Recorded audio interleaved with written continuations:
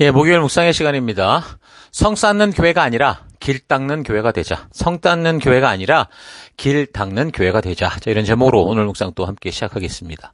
자, 예수님께서 공생의 첫 번째 유월절에 그 유대 지역 그 예루살렘으로 가셨다가 약 8개월 가까이 그곳에서 사역을 하신 후 이제 갈릴리 지역으로 이제 오셨는데 정확히 이제 어디로 갔는지는 알 수 없지만 아마도 고향 나사렛을 거쳐서 가버나움으로 간 것으로 추정이 됩니다.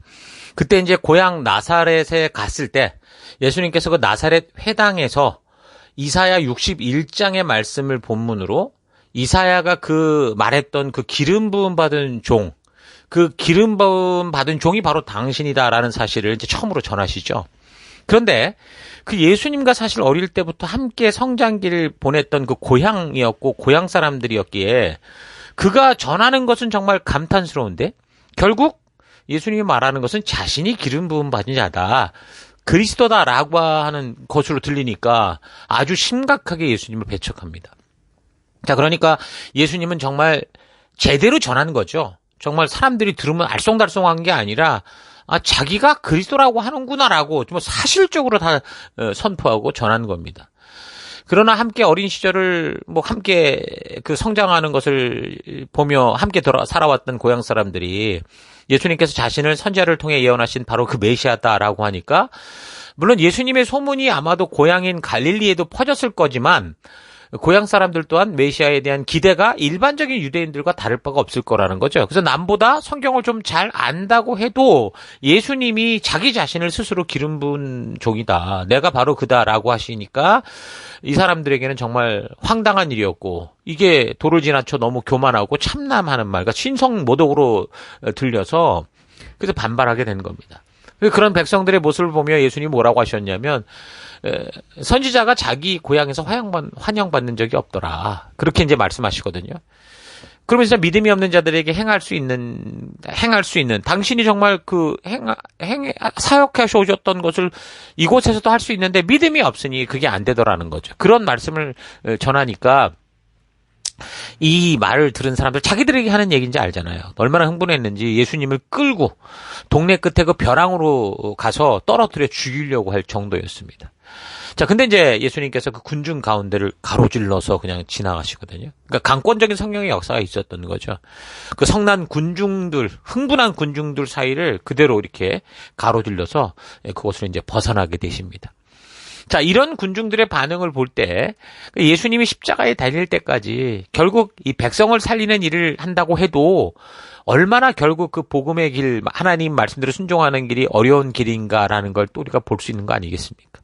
자, 이런 일 후에 그래서 이제 가버나움으로 가시게 되는데 보편적으로 이제 갈릴리 지역 사역의 거점은 보통 이제 가버나움 이 도시라고 볼 수 있습니다. 이 가버나움은 팔레스틴 그 지역을 동서로 뻗는 그 중요한 무역로상에 있었어요. 갈릴리 호수 북쪽에 아주 번화한 도시였죠. 그곳에는 세관도 있었고 로마 군대가 이제 주둔하는 곳이었습니다. 그 즈음에 갈릴리 지역을 통치하던 헤롯 안티파스가 자기 형제 그 빌립의 아내를 유혹해가지고 그렇게 결혼을 해요. 이거 완전히 그냥 개차반인 거잖아요. 구설수가 많았는데 그래도 이 통치자가 그 짓거리를 하니 아무도 말을 못하고 있었단 말이에요. 근데 세례 요한이 그것을 비판하다가 결국 잡히죠. 옥에 갇히게 됩니다. 그래서 마태복음 4장을 참고해 보면 예수님이 이런 소식을 들은 후에 유대 지역에서 갈릴리 지역으로 하셨다. 그렇게 얘기를 합니다. 그리고 나사렛에서 또 가버나움으로 옮기셨다. 이렇게 얘기를 하거든요.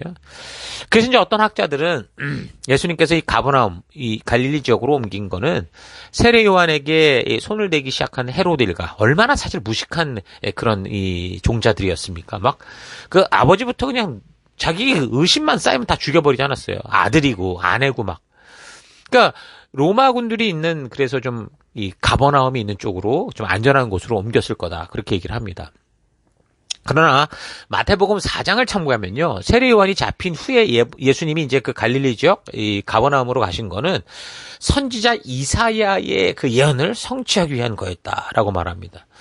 이사야 9장 1절부터 뭐라고 말씀하냐면 그토록 어둡고 절망에 가득 찬 시대도 영구히 계속되지 않을 것이다. 비록 머지않아 이 스불론 지역과 납달리 지역이 하나님의 천대와 심판을 받을 것이지만 미래에는 바로 이런 지역들, 곧 지중해 연안의 도로 지역과 요단강 동부의 지역과 이방인들이 사는 갈릴리 지역이 영광에 가득 찰 것이다. 어둠 속에 헤매는 백성이 큰 빛을 볼 거다. 그 빛이 죽음의 그림자에 덮여서 캄캄한 땅에 사는 모든 사람에게 비춰질 거다라고 말씀하거든요. 여기 지금 스불론, 납달리 지역이 바로 거기죠. 그 마태는 이 구절을 예수님이 오신 것으로 해석을 한 겁니다. 이 빛은 맨 먼저 그 스불론과 납달리 지경의 해변 마을에서부터 비치기 시작해서 처음 이적을 베푸신 것도 이 갈릴리 지역이었고, 맨 처음 가르치신 곳도 그가 자라나신 갈릴리 나사렛 회당이었고, 천국 복음이 전파되기 시작한 곳도 바로 갈릴리 해변가에서부터였죠. 그래서 흑암에 행하던 이 백성들이 큰 빛을 본다는 이사야 선지자의 이 예언은 바로 이 예수님의 오심과 또 예수님을 통한 그 역사를 볼 때 이게 완전하고 완벽하게 성취됐다, 응해졌다라고 본 거죠. 자, 아무튼 이 갈릴리 지역의 가버나움은 예수님의 갈릴리 지역을 중심으로 한 이 사역의 핵심 장소라고 할 수 있습니다. 그래서 마태복음 9장 1절을 심지어 여기서 뭐라고 말하냐면 예수께서 배 오르셔서 바다를 건너 자기 마을로 돌아오셨다라고 말하는데 여기 가버나움을 말하는 거거든요. 그래서 바로 이 시점부터 예수님께서 이제 본격적으로 사람들에게 선포하실 때 회개하라, 하나님 나라가 가까웠다라고 전파하기 시작하시죠. 그러면서 이제 여러 갈릴리 동네를 다니시면서 이 복음을 전하십니다.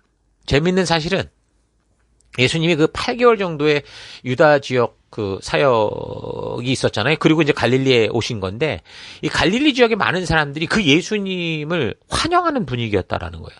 4장 14절 예수께서 성령의 능력을 입고 갈릴리로 돌아오셨다. 예수의 소문이 이시바의 모든 지역에 두루 퍼졌다. 그는 유대 사람의 여러 회당에서 가르치셨는데 모든 사람에게서 영광을 받으셨다. 이렇게 얘기를 합니다. 왜 그러냐면 갈릴리 지역 사람들도 그 6월절에는 예루살렘으로 올라가잖아요. 그래서 예루살렘에서 보냈기 때문에 그때 지난 6월절 그 예루살렘에서 성전을 발칵 뒤집어 버렸던 그 사건을 이미 알고 있고 또한 8개월 가까이 예수님이 계속 이제 행하시는 사역들을 목격했기 때문이죠. 또한 그가 가르치는 말씀에 대한 이 권위가 분명히 듣는 사람들로 하여금 어두웠던 영혼의 눈을 가지게 하는 것이었기 때문에 그러니까 예수님의 가르침만으로도 그 말씀을 듣는 모든 사람들에게 인정을 받는 그런 사역이었다라는 거죠. 그러니까 말씀의 주인이 말씀하시니 온전하게 알게 됐겠죠. 그리고 이제 많은 사람들이 계속되는 예수님의 갈릴리 지역 사역에서도 그 말씀을 듣고 또 이제 그 하나님의 나라를 이루어 가시는 예수님의 역사를 봤던 거죠. 귀신을 쫓아내고 병든 자들 고치는 이런 표적과 기적 등 이 놀라운 역사들을 보면서 예수님을 더 주목하게 된 겁니다. 자, 그런데 예수님께서 사역을 하시면서 여러 가지 놀라운 일들을 행하시지만 예수님께서 사실 이 땅에 오셔서 하시고자 했던 주된 사역의 목적은 뭡니까? 마태복음 1장 38절 예수께서 그들에게 말씀하셨다. 가까운 여러 고을로 가자. 거기에서도 내가 말씀을 선포해야 되겠다. 나는 이 일을 하러 왔다. 이렇게 분명히 말씀하시죠. 그러니까 하나님의 말씀을 전하는 일, 전도하는 일. 우리 지금 이 흐름대로 말하면 말씀을 오해하는 것들을 바르게 하시는 일을 위해 오셨다라는 거죠. 예수님의 사역 속에는 뭐 병든 자를 고치고 귀신을 내어쫓고 소외받는 자들을 품어주시는 그런 많은 일들이 있었지만 그러니까 예수님의 일단 가장 주된 목적은 이 하나님의 진심, 이 말씀을 바르게 전하는 것. 그래서 하나님 나라가 어떤 곳인지를 직접 보여주는 것이었죠. 그래서 예수님이 가시는 곳마다 말씀을 가르치셨고 또 그가 있는 곳마다 하나님의 나라가 이루어지는 그 역사들을 본 겁니다. 하나님의 통치 방법이 법도와 규례, 약속이요 또한 그것을 향한 교육이라고 했는데 예수님께서 이 땅에 오셔서 가는 곳마다 하시는 일이 바로 그 하나님의 법도와 규례를 바르게 알게 하는 거죠. 하나님의 의도를 바르게 가르치는 거, 하나님의 의도를 알게 하는 거, 그리고 그렇게 말씀대로 이루어지고 순종하는 그런 하나님의 나라가 어떤지를 보여주는 거였어요. 그래서 예수님의 사역의 역사를 살펴가면서 본질적인 사역의 핵심을 놓쳐서 안 됩니다. 복음서를 읽다 보면 불순종의 결과로 고통스러운 삶이 넘쳐나는 사람들의 그 현장을 다니면서 예수님은 외면하지 않으셨어요. 그건 하나님의 나라의 모습이 아니니까. 그래서 그 연약하고 방황하는 백성들을 먹이셨고 고치셨고 그 여러 가지 사역들이 많이 나타나지만 바로 그 하나님 나라가 어떤 것인지를 알게 하시는 이 사역이 중점적인 사역이었던 거죠. 그래서 예수님은 당신이 이 땅에 오신 본질적인 사명, 그러니까 하나님의 마음을 바르게 보게 하는 이 말씀을 가르치는 이 사명을 결코 잊지 않으셨고 가르치신 것처럼 하나님이 말씀하신 하나님의 나라가 어떤지를 그것도 순종함을 통해 또 그것을 보여주시는 거죠. 자, 이런 걸 볼 때 우리 교회들, 우리 성도들, 우리 목사들도 교회 안에서 자꾸 다른 걸 하려고 하는 게 아니라 이 말씀, 하나님의 의도를 바르게 전하는 일에 집중해야 된다라는 거죠.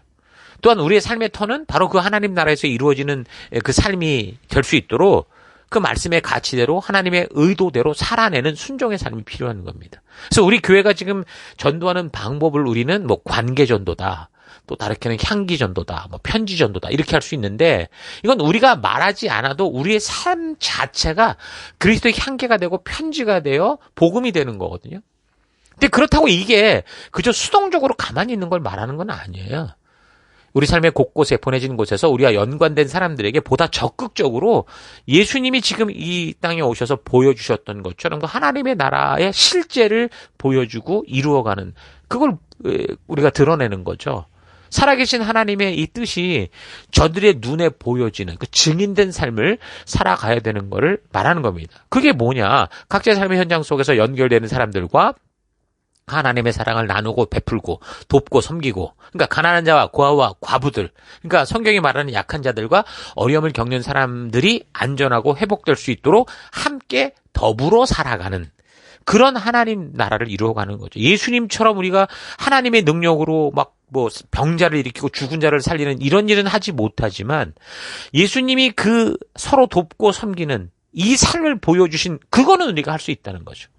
자, 그럴 때 그렇게 하나님의 말씀이 바르게 삶으로 전달될 때 성령 하나님이 이제 우리 가운데 역사하시는 거예요. 그런 순종의 삶을 통해. 그래서 우리의 사회 속에, 우리의 교회 속에, 우리의 가정 속에 놀라운 변화의 기적들을 일으키시고 성령의 은사를 통해 당신의 일을 해가시는 거죠. 결국 성도들의 삶 속에 수많은 성령의 열매들이 풍성하게 넘치게 함으로 하나님의 나라가 구체적으로 실현되는 그런 일을 하시는 겁니다. 그러니까 우리에게 무슨 치유의 능력, 뭐 무슨 능력이 없어도 상관없어요. 우리에게 필요한 것은 순종하는 거고 그 길을 따라 나아가는 거죠. 그럴 때 성령께서 당신의 일을, 하나님의 나라를 이루어 가신다라는 겁니다. 자, 이렇게 갈릴리 지역을 비롯한 유대 온 땅에서 수많은 군중들이 그래서 이제 예수님을 이제 찾아오게 되는 거죠. 자, 그러다 보니까 이제 바리새인들, 기득권을 가진 사람들이 위협을 느껴요. 그러니까 예수님께서 지금 그리스도로서 당신을 희생해가면서 백성들을 돕고 세우는 사역으로 하나님 나라를 직접 보여주시는데도 메시아 그리스도를 그렇게 간절히 기다리던 바리새인들과는 왜 이렇게 척을 쥐고 갈등이 일어나느냐. 이 이유를 잘 파악해야 됩니다. 그러니까 그게 뭐냐? 바리새인들이 백성들을 섬기고 품는 그리스도 예수님을 경계하고 적대시하게 된 이유는 이 바리새인들 같은 경우는 말씀에 대해 적은 거, 뭐 탈무드 같은 뭐 미시나 뭐 게마라 이런 조상들의 유전을 믿고 그렇게 종교적으로 열심히 행했는데 예수님은 그런 종교적 삶이 아니었잖아요. 실제로 하나님이 말씀하신 의도대로 행하셨다는 거예요. 그래서 하나님의 말씀이 삶이 되는 그런 하나님 나라를 일구어가는 그런 길을 걸으셨기 때문에 이게 이제 문제가 되는 겁니다. 말씀에 대해 적은 거란 이제 장로들의 유전을 말하는 건데 랍비 문헌들은 뭐 유대인들이 AD 70년 나라를 잃은 이후 구약 성경을 어떻게 이해했고 적용했는지 이걸 보여주는 그런 어떤 흔적이거든요. 그리고 이 문서들은 신약에 나타난 유대인들의 율법을 어떻게 해석해야 되는지, 어떻게 해석했는지를 우리에게 또 보여줍니다. 뭐 미시나 같은 경우는 미시나는 이 주후, 그러니까 AD 70년 예루살렘이 파괴되고 얼마 있지 않아서 이게 작성된 건데 미시나는 성경과 장로들의 전통이 합쳐진 거예요. 처음에는 이게 구전으로 전해오다가 이후에 문서화된 거죠. 그러니까 유대인들은 모세가 시내산에서 십계명과 율법을 받을 때 하나님으로부터 전해받은 어떤 그 구전 율법이 있다 이렇게 믿었어요. 그래서 이들은 구전 율법이 모세에서 여호수아를 거쳐서 입에서 입으로 전달되다가 BC 6세기 경에는 에스라에 의해 정리된 거고 이거를 근간으로 랍비였던 유다 하낫이라는 사람이 그 AD 한 135년에서 220년 정도의 사람이었는데 이 사람이 당대 그 랍비들과의 토론을 거쳐서 이 구전율법을 최종 편찬했다 이렇게 믿고 있거든요. 그렇게 집필된 책이 이제 미시나라는 거예요. 미시나는 정경이 완성되고 나서 나온 최초의 문서화된 율법 해석집 이렇게 볼 수 있겠죠. 그래서 모든 랍비 문헌의 어떤 토다가 됩니다. 자, 그 다음에 토셉타라는 거, 게마라라고 하는 거. 이 토셉타라는 거는 아람어로 삽입, 보충이라는 뜻이에요. 그러니까 토셉타는 미시나를 해석한 주석서인데 그 미시나에 빠져있는 내용 혹은 미진한 내용을 기록한 보충서가 이제 토셉타입니다. 이 구조는 미시나의 구조와 유사하지만 토셉타의 한 4분의 1가량은 미시나에서 나온 것과는 다소 무관한 내용들이 있어요. 그리고 미시나와 토셉타에 나타난 많은 주제들을 주석한 것이 이제 게마라라고 하는 거예요. 이거는 아람어로 이제 완성 또는 완결이라는 뜻입니다. 그러니까 이 문서들도 유대인들에게 아주 중요하게 취급됐던 문서죠. 토셉타, 게마라. 그 탈무드 같은 경우는 탈무드는 어느 한 시점에 특정한 사람이 만든 게 아니고 오랜 세월 동안 많은 사람들과 여러 학파들이 연구한 결과와 교훈을 모아놓은 모음집입니다. 그래서 탈무드에는 크게 두 가지가 있는데 팔레스타인 탈무드가 있고 바벨론 탈무드가 있습니다. 이 팔레스타인 탈무드는 팔레스타인 지역 학파들의 교훈을 모은 것인데 예루살렘 탈무드 이렇게도 부릅니다. 그러니까 팔레스타인 탈무드는 주후 5세기 초에 완성된 모습을 갖췄어요. 이걸 통해서 팔레스타인 어떤의 그 종교적인 발전을 볼 수 있죠. 그런데 오늘날 탈무드라고 우리가 보편적으로 할 때 그거는 이 팔레스타인 탈무드가 아니라 바벨론 탈무드를 말합니다. 바벨론 탈무드는 양쪽으로 대단히 풍부하고 질적으로도 매우 다양한 주제를 담고 있습니다. 바벨론 탈무드는 바벨론에 거주하던 유대인들에 의해서 주후 2세기 말이나 3세기 초에 만들어지기 시작했다고 보고요. 주후 한 600년경에 상당 부분이 정리돼서 이제 주후 8세기경에 완성됐다고 봅니다. 자, 그러니까 바벨론 포로 이후에 율법의 소중함을 알고 좀 잘 지켜보고자 애쓰던 조상으로부터 대대로 전해 내려온 전통이나 가르침을 말하는 거죠. 미쉬나, 토셉타, 게마라와 같이 모세 오경 외에 랍비들의 입으로 전해져 내려온 율법 해석서이면서 저들에게는 이제 불문법 같은 거였죠. 우리도 지금 신해산 율법의 중요성을 알게 됐는데 그것을 우리 시대에 어떻게 적용할 것인가 하는 부분은 사실 우리들의 현실적 고민이거든요. 근데 바로 그런 부분에 대한 해석서라고 보니까 유용할 수도 있어요. 어떻게 보면 참 중요한 것이긴 한데 근데 이게 이제 적용에 있어서는 어떤 선을 넘어가다 보면 이제 이게 성경을 대신하는 꼴이 되는 거죠. 그럼 율법주의가 되는 거예요. 그래서 우리가 먼저 율법을 바르게 알고 그 율법의 내용을 통해 하나님이 말씀하시고자 했던 그 의도를 바르게 찾는 게 너무 중요한 겁니다. 거듭남이 중요한 거예요. 그래서 율법 조항을 주신 하나님의 의도를 알면 어떤 시대가 되든 어떤 상황과 어떤 환경이 되든 우리는 그 의도를 아니까 그 시대에 맞춰서 바르게 적용해 갈 수 있겠죠. 어찌됐든 성경이 성문화된 하나님의 법이라면 이 미시나나 탈무드 같은 건 이 구전된 장로들의 유전 같은 법이죠. 성경은 하나님이 직접 주신 겁니다. 그러나 탈무드나 미드라시 같은 경우는 인간이 성경을 좀 더 잘 이해해 보기 위해 만들어낸 문서죠. 여러분 성경, 이 모세오경 같은 경우 하나님이 신에서 직접 주셨죠. 그러나 미시나 탈무드 같은 경우 오랜 세월 동안 유대인 사회에서 전해 내려오는 하나의 어떤 지혜 문서라고 할 수 있습니다. 자, 그러니까 이 책의 내용들은 전적으로 허무맹랑한 얘기가 아니에요.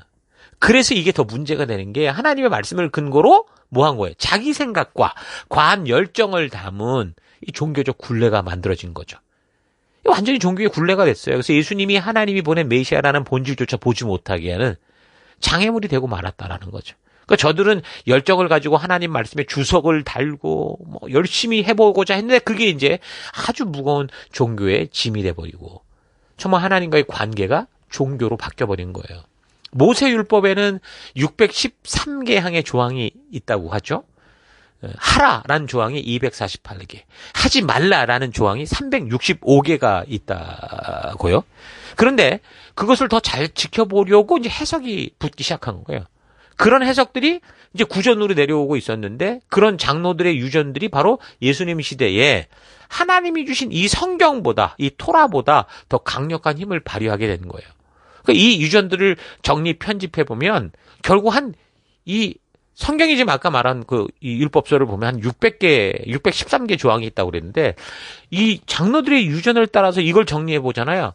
6천여 개의 항목으로 이게 또 늘어납니다. 그러니까 600가지의 율법이 600여 가지의 율법이 6천여 가지의 율법이 된 거죠. 그러니까 이런 장로들의 유전들이 백성들의 일거수 일투족인 것을 이 종교적 굴레에서 벗어나지 못하게 그렇게 한 거죠. 결국은 뭐 우리가 6천 가지면 너무 세밀할 것 같은데 여러분 절대 그렇지 않아요. 요즘 성경 읽으면서 어떤 사람들은 조금 더 성경보다 좀 자세하게 말씀해 주면 좋았을 텐데라는 그런 생각을 하는 분들이 있는데, 근데 성경이 이보다 더 자세해지잖아요. 그러면 아마도 사람들은 유대인들처럼 돼요. 그 종교적 굴레에서 절대 헤어나지 못합니다.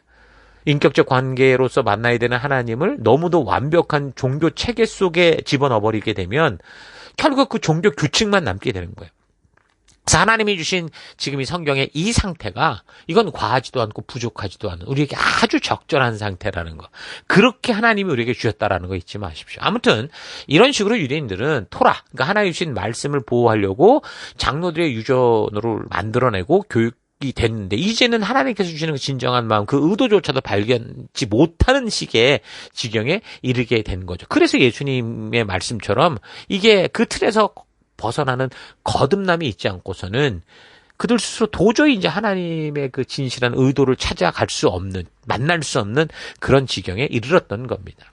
그래서 오늘날 우리도 이런 사실을 보면 좀 정말 조심해야 되는 게, 이 하나님의 말씀을 덮어놓고 자꾸 말씀에 대해 자기의 어떤 생각과 의견을 적은 다른 사람들의 그런 말, 철학, 사상, 저들의 주장을 따라가는 거, 이거 정말 조심해야 됩니다. 도움은 되겠지만 휩쓸려서는 안 돼요. 그게 전부가 돼서는 안 돼요. 그래서 성경은 본인이 읽지도 않고 늘 글 잘 적는 사람, 말 잘하는 사람들, 그런 유명 목사님들의 책만 읽고 설교만 듣고 이런 경우가 허다하죠.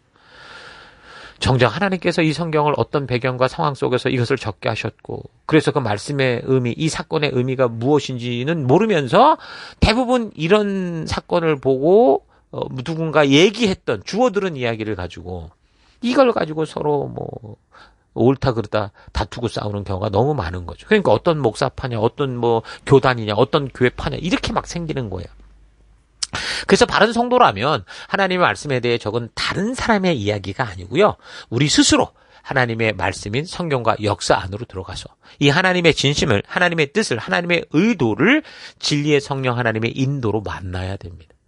그리고 성령으로 말미암아 깨닫게 되는 이 말씀의 가치대로, 하나님 뜻대로 각자 살아가는 삶의 현장에서 예수님이 보여주신 것처럼 하나님 나라를 이루며 살아가야 되는 거죠. 자, 그러니까 말씀에 대해 적은 조상들의 유전을 믿는 바리새인들의 입장에서 볼 때 예수님께서 바벨론 포로 거의 500년이 넘게 지켜오는 조상들의 유전, 전통을 깨는 그런 일들이 대부분이었으니까. 왜 잘못됐으니까 깰 거 아니에요. 그러니까 바리새인들은 자기들의 기준인데 이거를 깨는 예수님을 보니 적대적이 되는 거죠. 예수님은 하나님의 아들이셨고 말씀 그 자체셨잖아요. 그래서 그가 전하는 메시지들 속에는 자꾸 당신이 하나님의 입장에 대해서 말씀하시는 거예요. 잘못된 것을 고치고 이거 잘못됐다 알려주시고 바로잡는 시기였기 때문에 바리새인들이 들을 때는 하나님을 모독하는 것 같고 자기가 하나님이라고 하는 신성 모독처럼 들릴 수밖에 없었죠. 그러니까 바리새파들이 말씀에 열심이고 백성들의 편이라고 자부해오고 있었는데 자기들이 알고 믿고 있는 율법의 해석들이 틀렸다고 하는 것 같고, 그래서 전통적인 믿음의 해석, 익숙한 해석이 막 흔들리게 되니까, 자기들의 믿음이 흔들리게 되니까 더더욱 예수님을 적대시하고 그렇게 율법을 부정하는 존재로 몰아세워서 당연히 죽여야 된다, 이런 식으로 흘러갔던 거죠. 그러나 예수님께서는 분명히 말씀하십니다. 마태복음 5장 17절. 내가 율법이나 선지자를 폐하러 온 줄로 생각하지 마라. 폐하러 온 게 아니라 완전하게 하려 합니다. 자, 그러니까 예수님은 저들이 하나님을 바르게 믿겠다고 하면서도 오해하고 자기 생각대로 붙여버린 이 그릇된 것을 다 떼내고 원래 하나님께서 그 백성들을 사랑해서 주신 율법, 그 법조항의 문제를 넘어서 그 율법을 주신 하나님의 의도, 그 뜻, 그 정신을 알게 하려고 오신 거죠. 그러니까 완전케 한다는 게 지금 뭐가 불완전해서 완전케 하겠다는 게 아니라 이렇게 오해된 것들을 다 깨뜨리신다라는 거예요. 그러니까 역사로 보면 저들을 구원하시고 직접 언약을 맺은 시내산 약속, 그곳에서 하나님께 주셨던 말씀, 그때 주시고자 했던 하나님의 의도, 그 하나님의 그 마음을 바르게 알게 하셨다라는 거죠. 자, 그러므로 여러분들도 단지 자기가 생활하던 어떤 신앙의 습관에 따라 어떤 내가 살아왔던 교회의 어떤 그런 어떤 익숙한 그 틀에 따라 판단하지 말고 하나님의 말씀을 역사와 더불어 이 성경 안으로 들어가서 바르고 온전하고 참되게 분별해서 하나님의 그 진정한 의도를 알고 그 하나님의 뜻을 살아갈 수 있는 그런 믿음의 삶이 될 수 있기를 바랍니다. 자, 오늘 하루 나도 모르는 사이에 성경과 역사를 통해 하나님의 진심을 만나는 습관이 아니라 그런 것들에 대해 이야기하는 다른 사람들의 의견과 그 가치에 물든 그런 생각과 삶의 태도를 갖추고 있지는 않은지 진지하게 되돌아보기 바랍니다. 유대인들의 말씀을 향한 열심은요, 지금 이 시대에도 세계의 사람들이 다 인정하고 있을 만큼 엄청난 것이었습니다. 그러나 저들은 결국 자기들의 세계에 갇혀서 하나님께서 보내주신 메시아를 십자가에 죽이는 일에 앞장서는 그런 존재가 됐죠. 오늘 우리가 지금까지 살아온 종교적인 습관과 관습에 얽매여서 하나님께서 우리에게 부탁하신 일들을 잊어버리고 우리끼리 좋은 교회, 우리끼리 좋은 종교의 벽을 만들어서 예수님의 피로 산 생명들로 하여금 교회 안으로 들어오게 하려는 게 아니라 예수님의 몸된 교회로 들어와야 되는 이들에게 성벽을 쌓아 들어오지 못하게 하는 그런 개토를 만들고 있지는 않은가 진지하게 되돌아봐야 됩니다. 우리는 세상으로부터 성을 쌓는 교회가 돼서는 안 되고요. 저들이 우리 주의 나라, 하나님 나라로 나아올 수 있는 길을 닦고 문을 여는 교회가 돼야 돼요. 그렇다고 하나님의 말씀을 전해야 되는 사명까지 포기한 채 물에 물 탄 듯이 그렇게 이제 교회 존재 이유까지 망각하고 사회적인 교제 단체처럼 만들어서는 안 됩니다. 말씀의 정통이 되어야죠. 이 시대 우리는 어떻게 하나님이 눈물을 흘리며 찾으시는 그 백성들을 그래서 그리스도의 몸된 교회 안으로 새 언약의 이 약속 안으로 하나님의 나라로 인도할 것인가 참으로 깊이 고민하고 세상과 타협하지 않지만 세상에서 외롭고 방황하는 영혼들이 쉽게 들어와서 쉴 수 있는 그런 공간을 만들 것인지 여러분 그 답들을 찾아가야 됩니다. 자, 이런 사실 잊지 마시고 오늘도 나의 옛 습관의 벽에 갇힌 삶이 아니라 예수님의 희생과 사랑으로 새롭게 변화된 새 사람의 모습으로 승리하는 여러분들 수 있기를 주의 이름으로 축원합니다. 오늘 하루도 힘내십시오. 잠시 기도하겠습니다. 하나님께서는 우리에게 문을 열어주셨는데 우리는 주님이 주신 그 사랑을 가지고 교회에 높은 담을 쌓거나 사람을 사랑하기는커녕 마음대로 판단하고 정죄하며 자신의 눈 속에 있는 들보는 보지 못하고 형제의 눈 속에 있는 티를 탓하고 손가락질하며 살아왔던 것 회개합니다. 옛사람은 우리 예수 그리스도의 십자가와 함께 장사되었고 이제 그리스도로 말미암아 새롭게 태어난 하나님의 자녀됨을 잊지 않고 참으로 새 사람답게 하루하루를 살아가는 때가 되길 원합니다. 세상을 향해 성을 쌓고 방어하는 성도나 교회가 아니라 세상의 어떤 모습으로든 마음껏 들어오지만 결국 하나님의 말씀을 통해 하나님의 진심을 만나게 할 수 있는 길 닦는 교회가 길 닦는 성도가 될 수 있도록 주님이 역사하여 주옵소서. 그래서 내가 선 그곳이 주님의 그 빛을 비추는 거룩한 하나님 나라가 될 것을 기대하고 소망하며 또 인도하신 하나님 감사드리고 예수님 이름으로 기도했습니다. 아멘.